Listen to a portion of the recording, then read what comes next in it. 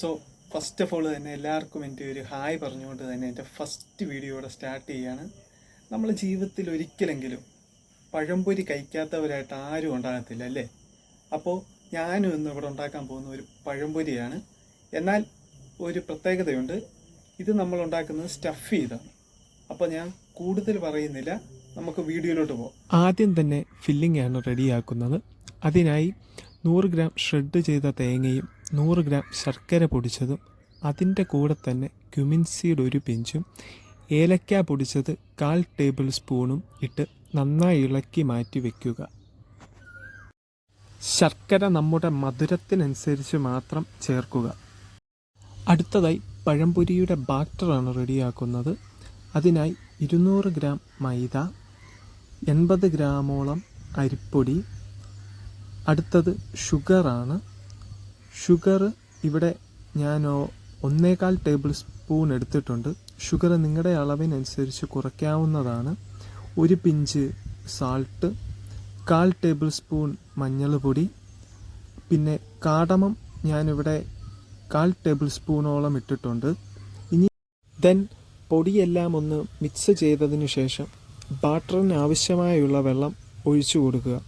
നിർത്തി ഒഴിച്ചു കൊടുക്കുന്നതായിരിക്കും ബെറ്റർ.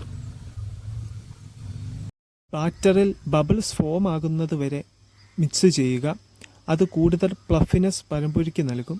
ഇതിൻ്റെ കൂടെ വേണമെങ്കിൽ രാവിലത്തെ ദോശമാവും ആഡ് ചെയ്യാവുന്നതാണ്. അത് ഓപ്ഷണലാണ്. ഈ ഒരു കൺസിസ്റ്റൻസിയാണ് നമുക്ക് വേണ്ടത്. നെക്സ്റ്റായിട്ട് 2 ഏത്തക്ക സ്കിൻ റിമൂവ് ചെയ്ത് എടുക്കുക. ഇനി ഇതിൽ നേരത്തെ മിക്സ് ചെയ്ത് വെച്ച ഫില്ലിങ് സ്റ്റഫ് ചെയ്ത് കൊടുക്കാം. അതിനായി ഏത്തക്കയുടെ സെൻറ്ററിൽ നൈഫ് കൊണ്ട് ഒരു പോക്കറ്റ് ഹോൾ സ്ട്രെയിറ്റായി ഉണ്ടാക്കുക. ഡീപ്പായി കട്ട് ചെയ്യരുത്. നെക്സ്റ്റ് കോക്കനട്ടിൻ്റെ മിക്സ് ഈ ഹോളിൽ ഹാർഡായി ഫില്ല് ചെയ്യുക.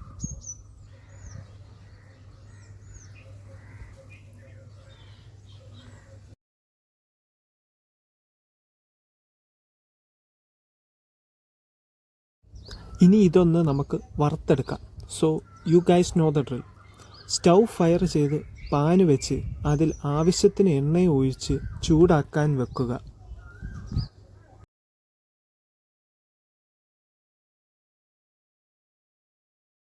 ഓയിൽ നന്നായി ചൂടായതിനു ശേഷം ഏത്തയ്ക്ക ഓരോന്നായി ബാറ്ററിൽ ഡിപ്പ് ചെയ്ത് ഓയിലിലേക്കിടുക. ഒരു 3 മിനിറ്റ് കഴിയുമ്പോൾ ഫയർ സ്ലോ ആക്കി ഇടുക. സൈഡ് കളർ മാറുന്നതനുസരിച്ച് മറിച്ചുമിടുക.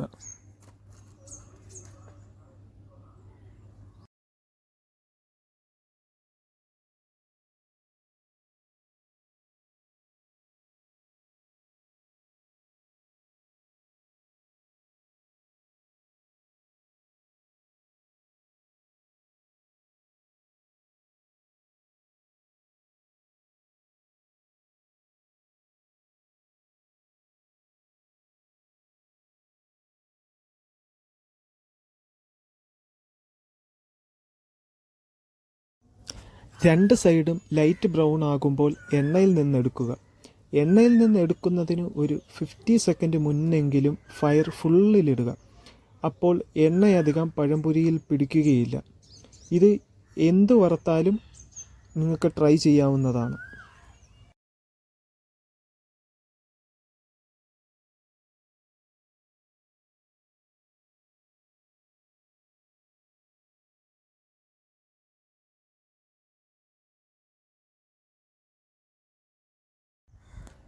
ഇനി നമുക്കിതൊന്ന് മുറിച്ചെടുക്കാം.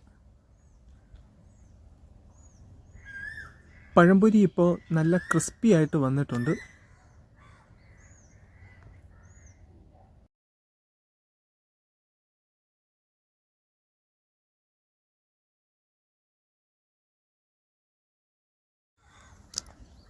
ഞാൻ ഇതിൻ്റെ കൂടെ ഇത് പ്ലേറ്റും കൂടി ചെയ്യുന്നുണ്ട്. അപ്പോൾ സ്റ്റഫ്ഡ് പഴംപൊരി ഇവിടെ റെഡി ആയിട്ടുണ്ട്. ഇനി എല്ലാവരും പഴംപൊരി ഉണ്ടാക്കുമ്പോൾ ഇതുപോലെ ഒന്ന് ട്രൈ ചെയ്ത് നോക്കുക. So thanks for watching this video.